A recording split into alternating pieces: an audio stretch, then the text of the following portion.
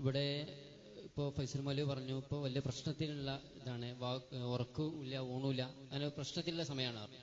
അതുകൊണ്ട് എൻ്റെ ചോദ്യം, ഈ പ്രശ്നം വരുമ്പോൾ യാ റസൂലല്ലാഹ് എന്നെ സഹായിക്കണേ എന്ന് വിളിച്ച് തേടാൻ, ഈ സമയത്ത് പ്രശ്നമുള്ള സമയത്ത് യാ റസൂലല്ലാഹ് എന്ന് വിളിച്ച് തേടി റസൂലുള്ളാഹിയുടെ സഹായം തേടാൻ പറ്റുമോ എന്നാണ് എൻ്റെ ചോദ്യം.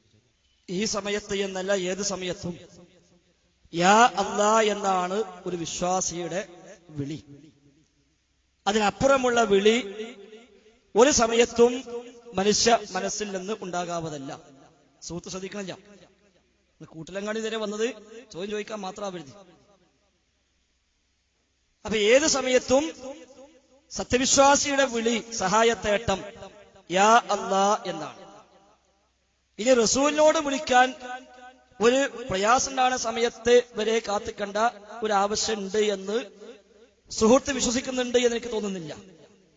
ഏത് സമയത്താട്ടെ, പ്രതിസന്ധി ഉണ്ടെങ്കിലും ഇല്ലെങ്കിലുമൊക്കെ ഏത് സമയത്തുമുള്ള തേട്ടം അള്ളാഹിനോട് മാത്രം. അള്ളാഹു റസൂലാവട്ടെ, മറ്റ് അമ്പിയാക്കളാവട്ടെ, മരിച്ചുപോയ മഹാന്മാരാവട്ടെ, ജിന്നോ മലക്കോ ശൈത്താനോ ആരുമാകട്ടെ, റബ്ബിന് പുറമെ ആരോട് അത്തരം സഹായാർത്ഥനകൾ നിർവഹിക്കുന്നുവെങ്കിലും അത് തീർച്ചയായും ശിർക്ക് തന്നെയാണ്, സംശയമൊന്നുമില്ല. അപ്പോ റസൂലിനോടുള്ള സഹായത്തേട്ടം ശിർക്കാണെന്നവ പറഞ്ഞത്. റഹ്മാനായ റബ്ബിനോടാണ് സഹായത്തേട്ടം വേണ്ടത്. ആ സഹായത്തേട്ടം മറ്റാരോടായാലും ശിർക്ക് തന്നെയാണ്. ഇയ്യാക നഅ്ബുദു വ ഇയ്യാക നസ്തഈൻ, എല്ലാ സഹായം അള്ളാഹുവിനോടാണെന്ന് ഉറക്കെ വിശ്വസിക്കുന്നവരാണ് ഞങ്ങൾ. പക്ഷെ റസൂലിനോടുള്ള സഹായം അള്ളാഹു കൊടുക്കുന്ന കഴിവ് കൊണ്ട് റസൂലിനെ മുഖേന സഹായിക്കുമെന്നുള്ളത് ശിർക്കല്ല. കാരണം ഇതേ ചോദ്യം, യാ റസൂലുള്ളാഹ് എന്നെ സഹായിക്കണേ എന്നുള്ള ചോദ്യം ഇമാം റംലിയോട് ചോദിക്കപ്പെട്ടു. അപ്പൊ ഇമാം റംലി പറഞ്ഞു, അന്നൽ ഇസ്തിയാസത ബിൽ അംബിയാഇ വൽ മുർസലീന വൽ ഔലിയാഇ വസ്സാലിഹീന ജായിസത്തുൻ.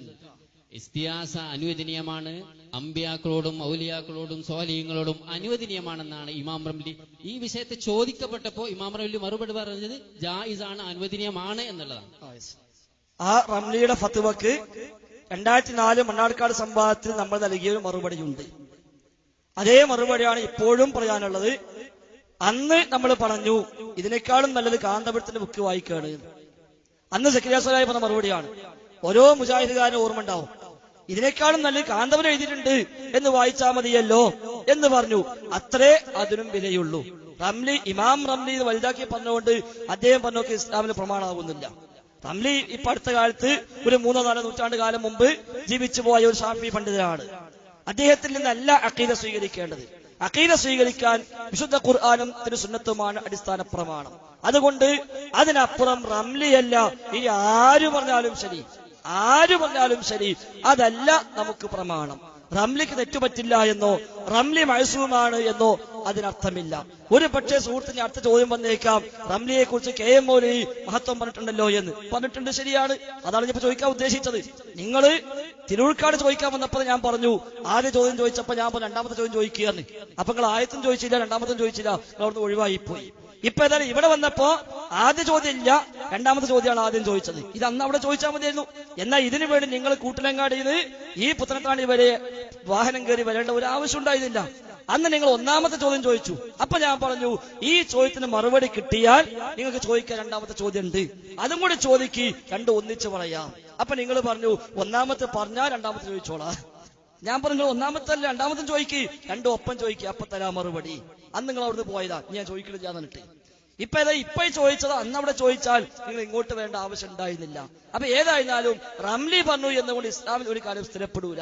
ആര് പറഞ്ഞാലും അള്ളാഹും റസൂലുമാണ് ദീന് പഠിപ്പിക്കാൻ അർഹതപ്പെട്ടവർ. അതുകൊണ്ടാണല്ലോ ഇമാം അഹമ്മദിനോട് ഒരു വിഷയം ചോദിച്ചപ്പോൾ ഇമാം അഹമ്മദ് പറഞ്ഞു അള്ളാഹു റസൂൽ പഠിപ്പിച്ചത് ഇങ്ങനെയാണ്. അപ്പൊ ചോദ്യകർത്താവ് പറഞ്ഞു, ഇന്ന ഇബ്നുൽ മുബാറക് ഖാല കദാ വകദാ, ഇബ്നു മുബാറക് ഇങ്ങനെയൊക്കെ പറഞ്ഞിട്ടുണ്ടല്ലോ. ഇബ്നു മുബാറക് എന്ന റംലിയേക്കാളും എത്രയോ അത്യുന്നതനാണ്, താബിഉ താബിഇയാണ്. മസ്ജിദ് ഹറാമിൽ ക്ലാസ് എടുത്തിരുന്ന മഹാനായ പണ്ഡിതനാണ്. ആ താബിഉ താബിഇയായ ഇബ്നു മുബാറക്, എന്റെ ഓർമ്മ ശരിയാണെങ്കിൽ ഹിജ്റ 118 ഇബ്നു മുബാറക് ജനിക്കുന്നത്. ഹിജ്റ 118. ആ അബ്ദുല്ലാഹ് ഇബ്നു മുബാറക് ഇങ്ങനെ പറഞ്ഞിട്ടുണ്ടല്ലോ എന്ന് ചോദിച്ചപ്പോൾ ഇമാം അഹ്മദ് പറഞ്ഞു, ഇന്ന ഇബ്നുൽ മുബാറക് ലം യൻസിൽ മിനസ് സമാ, ഇബ്നു മുബാറക് ആകാശത്ത് നിന്ന് ഇറങ്ങിയിട്ടൊന്നുമില്ല. ആകാശത്ത് ഇറങ്ങി വന്ന ആളൊന്നുമല്ല ഇബ്നു മുബാറക്ക്. അപ്പൊ ചോദ്യകർത്താവ് വീണ്ടും ചോദിച്ചു, ഇന്ന ഇബ്രാഹിം ഇബ്നു അദ്ഹം ഖല കദാ വകദാ, ഇബ്രാഹിം ഇബ്നു അദ്ഹമും ഇങ്ങനെയാണല്ലോ പറഞ്ഞത്. അപ്പൊ ഇമാം അഹ്മദ് പറഞ്ഞു, അലൈക്കും ബിൽ അസ്ൽ, നിങ്ങൾ സ്വീകരിക്കേണ്ടത് അസുലാണ്, അടിസ്ഥാനമാണ്. കാരണം ലിഅന്ന ശർഅ ലം യകുൻ ലിയുത്രക ലിഖൗലി റജുലിൻ മുഅല്ലമിൻ ഫി നഫ്സി, ബഹുമാനിക്കപ്പെടുന്ന ഒരാൾ പറഞ്ഞു എന്ന് വിചാരിച്ച് ദീന് ഒഴിവാക്കാൻ പറ്റൂല. ലിഅന്ന ശർഅ അഅ്ലമു മിൻ ദാലിക റജുൽ, അയാളേക്കാളും ബഹുമാനം മതത്തിനുണ്ട്, ദീനിനുണ്ട്. അതുകൊണ്ട് അല്ലാഹും റസൂലും പഠിപ്പിച്ചത് ഇയ്യാക നഅ്ബുദു വഇയ്യാക നസ്തഈൻ, റബ്ബേ നിന്നോട് മാത്രം ആരാധിക്കുന്നു, നിന്നോട് മാത്രം സഹായം തേടുന്നു എന്ന് പ്രഖ്യാപിക്കാനാണ്. അത് അംഗീകരിക്കുന്നു താങ്കൾ എന്ന് താങ്കൾ പറഞ്ഞു കഴിഞ്ഞു. അത് അംഗീകരിക്കുന്നുണ്ടെങ്കിൽ പിന്നെ യാ റസൂലല്ലാഹ് വിളിക്കാൻ പോകൂല. അത് അംഗീകരിക്കാത്തത് കൊണ്ടാണ് ആ വിളി ഉണ്ടാകുന്നത്. നേരെ മറിച്ച് ഇയ്യാക നസ്തഈൻ എന്ന് മനസ്സിലാക്കി കഴിഞ്ഞാൽ പിന്നൊരിക്കലും ഇനി എനിക്കൊരു ബുദ്ധിമുട്ട് വരുമ്പോ റസൂലിനോടും ചോദിക്കാലോ എന്നൊരു തോന്നൽ പോലും വരൂല. അപ്പൊ താങ്കൾ ഇയ്യാക നഅ്ബുദു വഇയ്യാക നസ്തഈൻ എന്നതിന്റെ പദമേ അംഗീകരിച്ചിട്ടുള്ളൂ, അതിന്റെ ആശയം അംഗീകരിച്ചിട്ടില്ല എന്ന് വ്യക്തമാണ്. ഇയ്യാക നഅ്ബുദു വഇയ്യാക നസ്തഈൻ എന്നൊക്കെ ഞാൻ ഇപ്പൊ പോകുന്നില്ല. അല്ല, പോണം, അതിലേക്ക് പോണം, അതിലേക്ക് പോകൽ നമ്മൾ ആവശ്യം. ഇയ്യാക നഅ്ബുദു വഇയ്യാക നസ്തഈനിലേക്ക് പോയാൽ നിങ്ങൾ ആ വിഷയത്തിലേക്ക് തെന്നിമാറിയേക്കാം. അല്ല, ഞാൻ ഇവിടെ പറഞ്ഞത് ഇമാം റംലി പറഞ്ഞു. ഇമാം റംലിയോട് ചോദിക്കപ്പെട്ടത് മരണശേഷം വഫാത്തായ അമ്പിയാക്കോട് സഹായം ചോദിക്കാൻ പറ്റുമെന്ന് ഇമാം റംലിയോട് ചോദിക്കപ്പെട്ടപ്പോ ഇമാം റംലി പറഞ്ഞു അനുവദനീയമാണ്. ഇമാം റംലി എന്താ പറഞ്ഞറിയോ? ഇമാം റംലി പറഞ്ഞു അന്നൽ ഇസ്തിആസത ബിൽ അംബിയാഇ വൽ മുർസലീന വൽ ഔലിയാഇ റംലി പറഞ്ഞിട്ടുണ്ട്. അതിനാണ് ഇപ്പൊ റംലി മാത്രമല്ല സുബിക്ക് പറഞ്ഞിട്ടുണ്ട്, ശേഷം അതേപോലെ കാന്തപുരം പറഞ്ഞിട്ടുണ്ട്. ആ കൂടുതൽ കൂട്ടിയാൽ മതി, അത്രേ ഉള്ളൂ. അപ്പൊ മൗലവി ഇവിടെ പറഞ്ഞത് ഇത് ഇങ്ങനെ സായം തരല് ശിർക്കാണെന്നല്ല. ആ ശിർക്കാണ്, ഞാൻ പറഞ്ഞതല്ല, അല്ലാഹു മുസ്ലിം പഠിപ്പിച്ചതാണ്. അപ്പൊ ആയിക്കോട്ടെ. അപ്പൊ ഇമാം റംലി ശിർക്ക് ആ പ്രചരിപ്പിക്കുന്ന ശിർക്കനെ പറഞ്ഞത്, ആ പറഞ്ഞ ശിർക്ക് തന്നെയാണ്. ഇമാം അതേ റംലി ആ പറഞ്ഞ ശിർക്ക് തന്നെയാണ്. ശിർക്ക് ആര് പറഞ്ഞാലും ശിർക്ക് തന്നെ.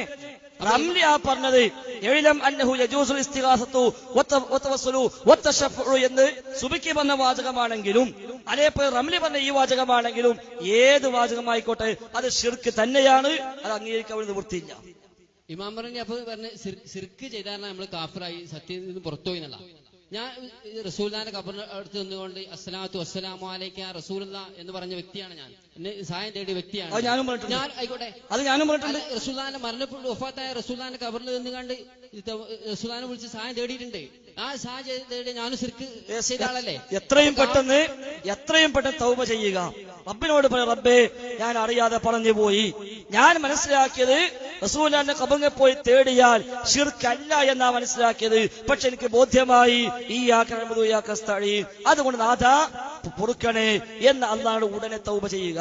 കാരണം ഇനി നിങ്ങൾ അംഗീകരിക്കുന്ന ജലാലുദ്ദീൻ സുയൂത്തി റഹിമഹുല്ലാഹ് അദ്ദേഹത്തിന്റെ അൽ അംറു ബിൽ ഇത്തിബാഇ എന്ന കിതാബിൽ ബിദ്ഉൽ ഖുബൂർ എന്ന അധ്യായത്തിൽ ജലാലുദ്ദീൻ സുയൂത്തി റഹിമഹുല്ലാഹ് പറഞ്ഞു, വഅന്ന സ്വഹാബ വഖദ് അജ്ദബു മറാത്തിൻ വദഹമതുഹും നവായിബു ബഅദ മൗതി സ്വല്ലല്ലാഹു അലൈഹി വസല്ലം ഫഹല്ലാ ജാഉ വസ്തസ്ഖൗ വസ്തഗാസു ഇൻദ ഖബ്രി നബി സ്വല്ലല്ലാഹു അലൈഹി വസല്ലം.